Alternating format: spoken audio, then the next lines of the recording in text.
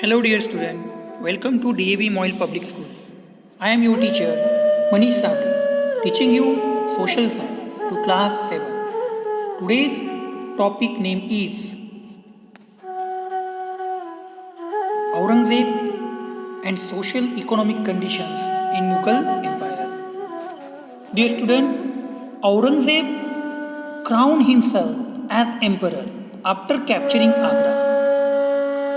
He assumed the title of Alamgir. He assumed the title of Alamgir.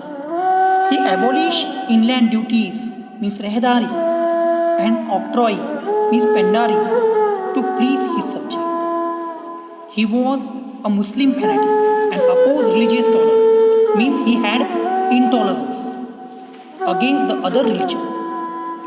He discontinued the practice of inscribing the kalima on the coins and abolished the celebrations of New Year Day, Nowruz. Dear student, the Aurangzeb rule was a period of ceaseless war in different parts of India. The revolts of Rajput proved very harmful for him. The Marathas had become very powerful under Shivaji. Aurangzeb sent Shaista Khan, the governor of Bengal, to fight against Shivaji. But Shaista Khan was defeated. Aurangzeb invited Shivaji to Agra for talks, where he was in prison. Shivaji somehow managed to escape from prison. The Marathas, the Jats, and Sikhs never allowed Aurangzeb to rest in peace. They were always against this Mughal emperor. Aurangzeb killed Guru Tegh Bahadur, whose son Guru Gobind Singh fought the Mughals till Aurangzeb's death in 1707 in Aurangabad. Dear student, Aurangzeb conquered Bijapur, Golconda in Deccan, but due to his short-sighted policies, his vast empire went out of his grip. Many governors revolted against the emperor and established themselves as independent rulers. So, dear student, it is all about Aurangzeb. Though Mughal Empire survived till 1857, its rulers were the pensioners of the East India Company, and one ruler was Bahadur Shah Zafar II. The last emperor, Bahadur Shah Zafar II, had to face a trial for leading the mutiny of 1857. He was convicted and exiled to Rangoon. Dear student, picture shows you the conditions of the Bahadur Shah Zafar in prison in Rangoon. So it is all about Aurangzeb and Bahadur Shah Zafar. Now we are moving on the administration, economic and social conditions of Mughal Empire. Dear student, the Mughal managed to unite the country politically. They established a uniform system of administration. What was the uniform system? Which was a combination of both Indian and Persian system. Means combinations of the Indian and Persian system. They believed in the supreme authority of king.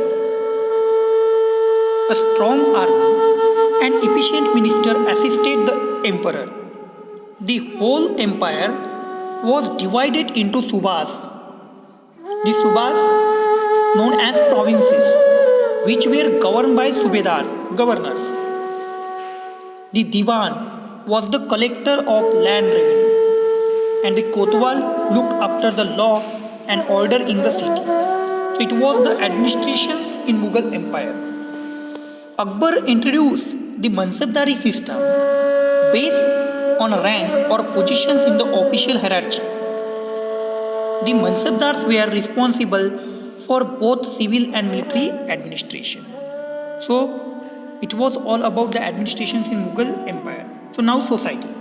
Dear students, society divided into nobility and high levels. The nobility and high officials formed the upper class. They live a life of luxury. The lower classes were involved in agriculture and the other lowly job in the cities. They live in miserable condition. The main source of state income was from land revenue, and this land revenue was fixed at one third of the produce. The state land was known as Khalisa. Trade Trade was well developed as Indian goods were exported to different parts of Asia, Africa, and Europe. They student many foreign companies like Portuguese, Dutch, and English were involved in trading with Mughal Empire. The Mughal emperors encouraged trade by building sarais and roads. So this was the economic conditions in Mughal Empire.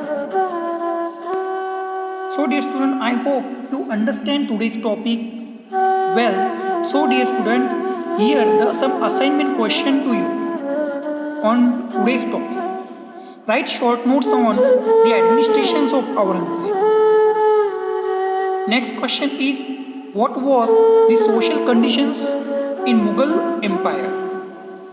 And last question is, what was Khalisa? So dear student, I hope to understand today's topic well. Thank you for watching this video, online video. We will meet in next period with new topic and new joy. Thank you for today.